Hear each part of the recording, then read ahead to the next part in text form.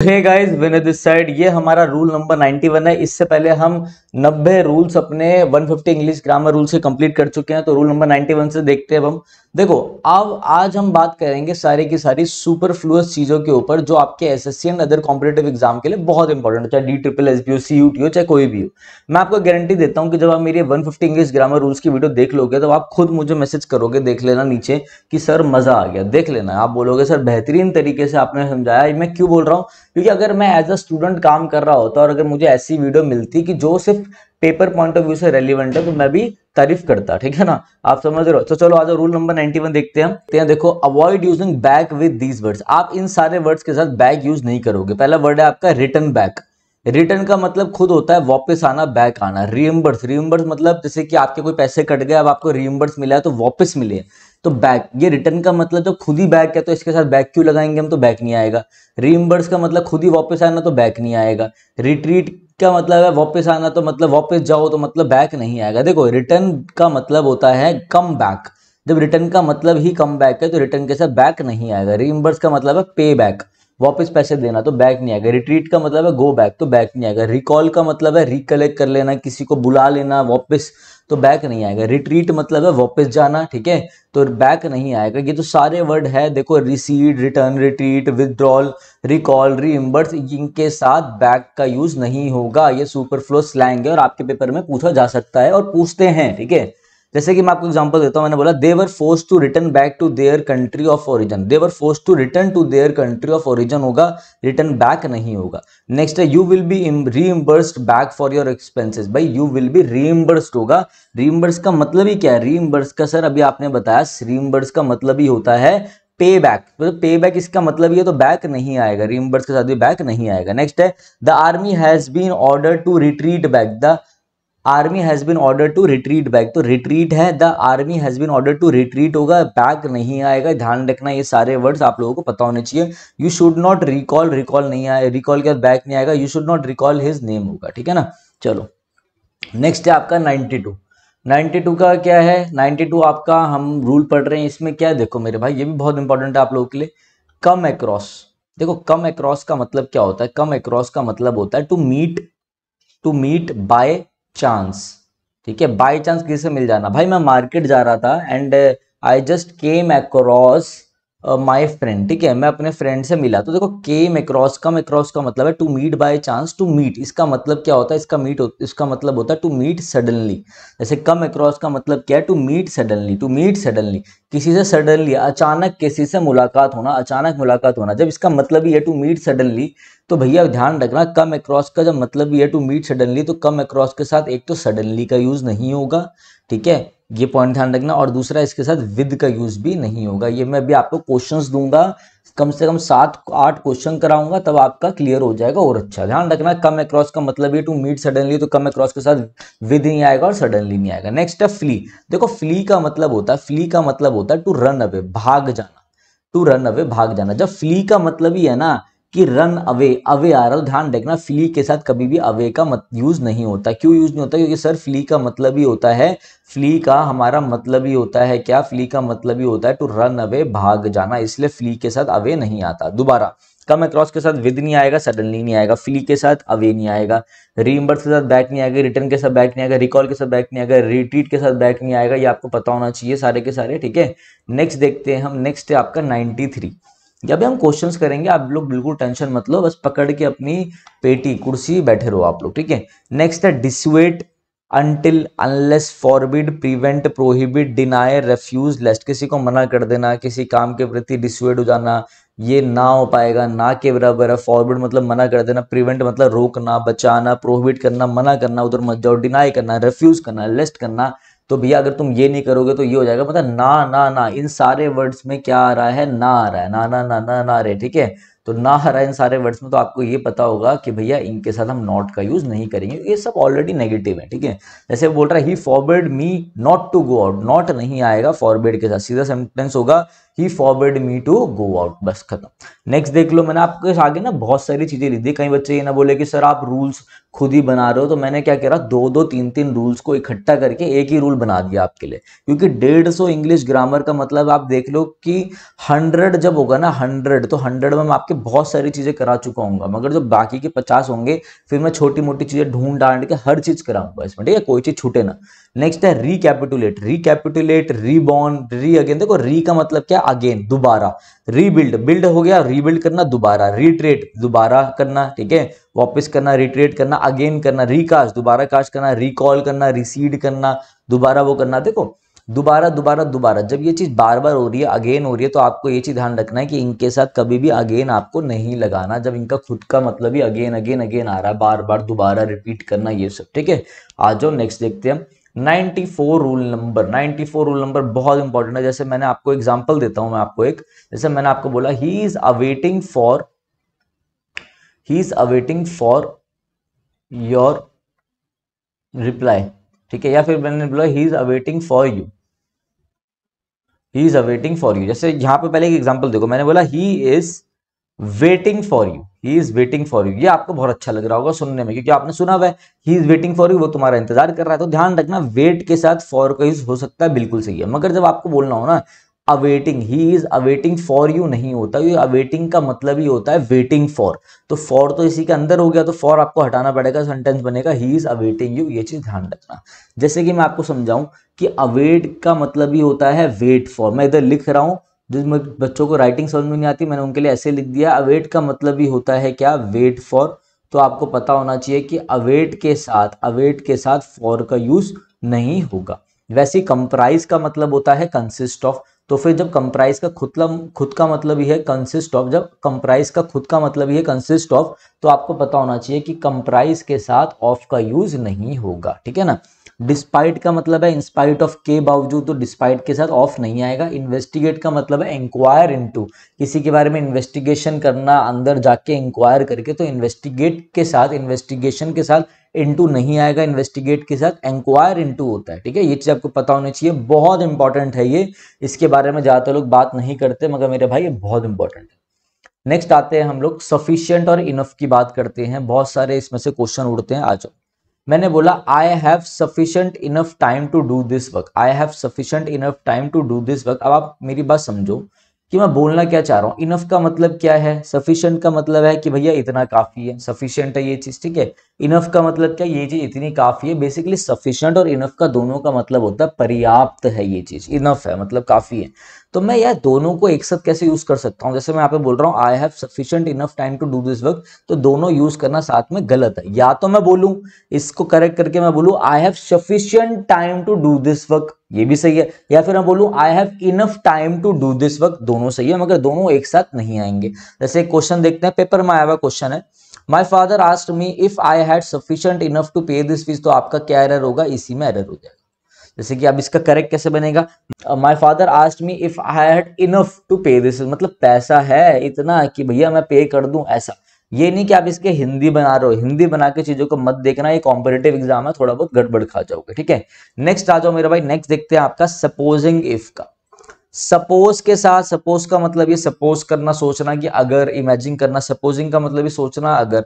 इनके साथ इफ का यूज नहीं होगा, सपोजिंग के साथ, सपोज के साथ भी इफ का यूज नहीं होगा। एग्जांपल है आपका, क्वेश्चन ही है, supposing if all your problems had been solved what would have you done. तो सपोज करो कि भाई अगर तुम्हारी सारी प्रॉब्लम ठीक हो जाए, सॉल्व हो जाए, तो तुम क्या करोगे, what have you done, what would have you, what would you have done, what would you have done. तो भैया आप खुद देखो कि सपोज के साथ इफ नहीं आएगा, खत्म कहानी। क्लियर है, समझ में आ रहा है सभी को। चलो नेक्स्ट देखते हैं। नेक्स्ट है आपका रूल नंबर 96। बहुत अच्छा रूल है, समझना, ठीक है। मैंने बोला आई एम एन इंग्लिश टीचर। पहले तो मुझे आप ये बताओ इसका मतलब क्या, आई एम एन इंग्लिश टीचर, कि मैं इंग्लिश टीचर हूं, मैं इंग्लिश पढ़ाता हूं। बिल्कुल इसका मतलब नहीं है, गलत है। ये तो मैं स्पोकन लैंग्वेज में हम बोलते हैं, ठीक है, कि I am a carpenter, I am an English teacher. I am a teacher तो सही है, but I am an English teacher कभी नहीं होता। इंग्लिश टीचर का मतलब है कि वो टीचर जो कि अंग्रेज है, अंग्रेज टीचर, अंग्रेजी का टीचर नहीं, अंग्रेज टीचर, वो ब्रिटेन वाला टीचर, समझ रहे हो। अगर मुझे ये बोलना है कि मैं इंग्लिश का टीचर हूं, तो मुझे ऐसे बोलना पड़ेगा I am a teacher of English, I am a teacher of English, I am a teacher of mathematics, ठीक है, I am a teacher of English, I am a teacher of English, ऐसे मुझे बोलना पड़ेगा। अब देखो ध्यान से समझो, इसका मतलब क्या, इसका मतलब है एक वो टीचर, मैं वो टीचर हूं जो कि क्या पढ़ाता हूं, जो कि मैं आपकी इंग्लिश को पढ़ाता हूं, इंग्लिश पढ़ाता हूं। इसका मतलब अंग्रेज टीचर नहीं, इसका मतलब हो जाएगा अंग्रेजी का टीचर। दोबारा देख लो, I am an English teacher का मतलब है अंग्रेजी का टीचर नहीं, इंग्लिश लैंग्वेज का टीचर नहीं, इंग्लिश टीचर है। इंग्लिश टीचर मतलब ब्रिटेन का टीचर है, अंग्रेज टीचर है। टीचर कौन है, इंडियन नहीं है, अंग्रेज है, ऐसे ध्यान रखना। I am a teacher of English का मतलब होता है वो टीचर जो इंग्लिश पढ़ाता है। तो कभी कोई बोले I am a English teacher, तो उसको ऐसे करेक्ट मत करना, उसे प्यार से कोने में बुला के बोलना सर क्या ऐसा कहना सही है कि I am a teacher of English, तो वो समझ जाएगा, ठीक है, वरना फिर भाई इंसल्ट हो जाती है, आपको पता है। I am a teacher of English, teacher who teaches English, ठीक है, हर कोई मेरी तरह तो होगा नहीं जिसकी बेइज्जती रोज होती हो, ठीक है, और वो अपनी बेइज्जती को कबूल कर ले। तो ये चीजें ध्यान रखना। देखो मेरा ये मानना, जो अपनी बेइज्जती को कबूल कर लेना वो इंसान आगे जाता है। पता नहीं मैं ऐसे क्यों मानता हूँ। देखो N English teacher, a teacher who is an English man, a teacher of English, teacher who teaches English. समझ में आ गया, एक टीचर को जो इंग्लिश आदमी अंग्रेज है, और एक जो इंग्लिश पढ़ाता। तो आपको ये बोलना, जैसे बोलो my brother is an English teacher, नहीं भाई ये कहना चाहता है कि मेरा ब्रदर कौन है, अंग्रेज है, नहीं भाई ये बोलना चाहता है कि वो है जो टीचर जो इंग्लिश पढ़ाता है। तो is a teacher of English, is a teacher of English. ये कुछ पॉइंट्स है जो बहुत इंपॉर्टेंट है, ये चीज ध्यान रखना। नेक्स्ट देखेंगे हम 97, ओवर राइड करना, ओवर टर्न करना, ओवर शेडो करना, ओवर शूट करना, ओवर टॉप करना। ओवर राइड का मतलब होता है प्रिवेल ओवर, ओवर टर्न का मतलब होता है टर्न ओवर कर देना, ओवर शेडो का मतलब throw a shadow over, overshoot का मतलब शूट ओवर, ओवर टॉप का मतलब राइज ओवर। देखो जब जो जो इनके मतलब है ना, ओवर राइड, ओवर टर्न, इन सब का मतलब में ओवर आ रहा है दोबारा से, तो ध्यान रखना इन सारे वर्ड के साथ आपने ओवर का यूज नहीं करना। ओवर राइड का खुद का मतलब ये ओवर है उसमें, तो दोबारा ओवर नहीं लगाना। मतलब आप ये नहीं बोलोगे ओवर टर्न ओवर, ये कहना गलत है, ठीक है, ये कहना गलत है। दो बार ओवर ओवर का यूज नहीं करोगे, इनके अंदर ही ओवर आ रहा है, ये चीज आपको पता होनी चाहिए, ठीक है। नेक्स्ट देखते हैं हम, काइंडली ऑब्लिक प्लीज रिक्वेस्ट। अरे वाह, बड़ा अच्छा ही क्वेश्चन है, ध्यान से देखो। देखो मैं आपको बोल रहा हूं काइंडली हेल्प मी, या फिर मैं बोलूं प्लीज हेल्प मी, तो मैं आपसे क्या कर रहा हूं, रिक्वेस्ट कर रहा हूं। मैं आपसे क्या कर रहा हूं मेरे भाई, रिक्वेस्ट कर रहा हूं। इसलिए ध्यान रखना कि काइंडली का मतलब ये होता है रिक्वेस्ट करना, प्लीज का मतलब ये होता है कि प्यार से आप किसी को रिक्वेस्ट कर रहे हो। तो काइंडली और प्लीज के साथ रिक्वेस्ट की वर्ड यूज नहीं होता, ये चीज ध्यान रखना। जैसे मैंने बोला all the members of the broad all the members of the board are kindly requested to appear in the next meeting। तो मैं क्या बोल रहा हूं, all the members of the board are kindly requested। भैया यहाँ पे देखो kindly है और requested भी, दोनों का मतलब है रिक्वेस्ट नहीं। यहाँ पे मैं kindly हटा दूंगा, क्योंकि देखो सेंस क्या बनेगा, all the members of the board are requested to appear in the meeting, कि भैया सारे मेंबर से हम निवेदन करते हैं कि वो आए मीटिंग में, ठीक है। अगर मैं ये लिखता all the members of the board are kindly to appear, ये तो सेंस ही नहीं देगा, ठीक है ना। ये चीज आपको समझ में आ गई होगी, काइंडली और प्लीज को कभी भी रिक्वेस्ट के साथ यूज नहीं करना। और मैं आपको एक एक्टिव पैसिव की भाषा में भी समझा देता हूँ। एक्टिव में आप हमेशा देखते हो प्लीज, काइंडली, हेल्प मी। अगर प्लीज और काइंडली लिखा जाता है तो उसको हम कन्वर्ट करते हैं रिक्वेस्टेड टू में। वो क्यों करते हैं मैं आपको बताता हूँ। देखो प्लीज हेल्प मी या फिर काइंडली हेल्प मी, तो जैसे हम इसका पैसे बनाते हैं हम you are requested to help me. कभी भी हम ये नहीं लिखते you are kindly requested, you are please requested, क्योंकि काइंडली और प्लीज का मतलब तो वही है रिक्वेस्ट करना। तभी तो हमने उसका एक्टिव से पैसे बनाते हुए हम काइंडली और प्लीज को कन्वर्ट कर देते हैं रिक्वेस्ट। क्लियर है सारी बात, आ जाओ नेक्स्ट देखते हैं। 99 है, इंपॉर्टेंट है, ध्यान रखना। दो पार्ट में मैंने डिवाइड किया, ए और बी में। इलस्ट्रेट करना, किसी चीज को अच्छे से एक्सप्लेन करना, उसके बारे में बताना, अबाउट उसके बारे में बताना। डिस्क्राइब करना, किसी चीज को खोल के बताना, अबाउट उसके बारे में बताना। डिस्कस करना, किसी चीज को खोल के डिस्कस करना, अबाउट उसके बारे में बताना। Illustrate word, illustrate verb, describe verb, discuss verb, सीधा अपने बात क्या लेते हैं, ऑब्जेक्ट लेते हैं। ये कभी भी अपने साथ अबाउट नहीं लेते, इनका खुद का मतलब ये खोल के एक्सप्लेन करना, डिस्कस करना किसी चीज के बारे में, इसलिए, ठीक है। जैसे मैंने बोला, आपने ये पढ़ा होगा एक्टिव में यूज नहीं होता, पैसिव में होता, वो हम आगे देखेंगे, अभी आप समझो। एक्टिव पैसिव नहीं पढ़ा रहा मैं आपको, यहाँ पर रूल समझा रहा हूँ। देखो ही discussed about it, he discussed about it, गलत, अबाउट हट जाएगा, क्या होगा, ही discussed it. He described about it, about हट जाएगा, क्या हो जाएगा, ही डिस्क्राइब्ड इट, खत्म कहानी, ही डिस्क्राइब्ड इट, ठीक है। नेक्स्ट देखो, नेक्स्ट रूल है आपका रीजन बिकॉज। भाई रीजन, जब भी आप कुछ बोलो रीजन, देखो मेरी बात समझो। बिकॉज का क्या मतलब होता है, बिकॉज का मतलब है कि इस चीज का ये कारण है, इसकी वजह से। बिकॉज का मतलब है, बिकॉज का मतलब होता है द रीजन वाई, बिकॉज का मतलब है द रीजन वाई, क्योंकि, बिकॉज मतलब क्योंकि, द रीजन वाई का मतलब है क्योंकि, या फिर कहीं पे लिखा हो रीजन दैट, इनका भी मतलब होता है क्योंकि। तो बिकॉज का मतलब होता है द रीजन वाई, या फिर द रीजन दैट, मतलब रीजन दैट इसका मतलब है क्योंकि। तो ध्यान रखो जब इनका मतलब ही आपस में सेम है, इक्वल है, तो ये दोनों इकट्ठे एक साथ नहीं आ सकते। जैसे कि रीजन वाई हो सकता है, रीजन दैट हो सकता है, मगर रीजन बिकॉज नहीं हो सकता। जैसे मैं बोलूं this is the reason why because he does not come, नहीं भाई बिकॉज हटा दो, this is the reason why he doesn't come, या तो ये बोलो या this is the reason why he does not come, ठीक है। या फिर आप सीधा से क्या बोल सकते हो, सीधा आप बोल सकते हो this is the reason that he does not come. ये चीजें ध्यान रखना, रीजन वाई लगाओ, रीजन दैट लगाओ, मगर रीजन के साथ, रीजन वाई या रीजन के साथ बिकॉज मत लगाना, ठीक है, क्योंकि बिकॉज का मतलब है क्योंकि, रीजन बताना, फिर आप रीजन वर्ड लगाओगे तो सुपरफ्लो स्लैंग बन जाएगा। नेक्स्ट देखते हैं, 100 पे आ गए हैं भैया, 100 हो गए रूल्स 100, ठीक है, रूल्स 100 हो गए। इसके बाद मैं आपको बचे हुए एक्टिव पैसिव नरेशन और बचे हुए जो हु है वो इंपॉर्टेंट चीजें वो कराऊंगा खोल कर, बिल्कुल ठीक है। क्वेश्चन टैक्स करेंगे बिल्कुल, मतलब कुछ ना बचे, कल को आप कोई पेड कोर्स भी ना ले पाओ, अगर आप यही देख लोगे तो उड़ा दोगे सब कुछ, ठीक है। फाइनल कंक्लूजन, बेटा मेरी बात आप ध्यान से देखिए बच्चे, ध्यान से आप बच्चे मेरी बात को आप ध्यान से देखिए। फाइनल कंक्लूजन का मतलब क्या है, देखो कंक्लूजन का मतलब ही होता है फाइनल रिजल्ट, फाइनल रिजल्ट। जब कंक्लूजन का मतलब ही फाइनल रिजल्ट, तो कभी भी कंक्लूजन के साथ फाइनल वर्ड यूज नहीं होता, ध्यान रखना, ठीक है। दूसरा क्या, दूसरा है कॉन्सोर्ट। कॉन्सोर्ट, कॉन्सोर्ट का मतलब क्या होता है, CONSORT, कॉन्सोर्ट का मतलब ये होता है हस्बैंड ऑफ अ रूलर, किसी रूलर का हस्बैंड, या फिर wife of a ruler, wife of a ruler. Basically कॉन्सोर्ट, CONSORT, कॉन्सोर्ट का मतलब होता है स्पाउस, या तो वाइफ या फिर हस्बैंड, मगर किसी का, किसी की चलती हो, किसी शासक की, ठीक है ना, या तो वाइफ या फिर हस्बैंड, रूलर की। तो एक चीज देखो, कंसॉर्ट का जब मतलब ये हस्बैंड या वाइफ, तो कंसॉर्ट के साथ कभी भी हस्बैंड नहीं आएगा, कंसॉर्ट के साथ कभी भी वाइफ नहीं आएगा, ये साथ एक साथ वर्ड यूज नहीं होंगे, ठीक है। अभी हम एग्जांपल भी करेंगे, टेंशन मत लो। नेक्स्ट है म्यूचुअल फ्रेंड, यार ये मेरा म्यूचुअल फ्रेंड है, म्यूचुअल फ्रेंड कुछ नहीं होता, हम बोलते हैं हमेशा कॉमन फ्रेंड, ध्यान रखना, ठीक है।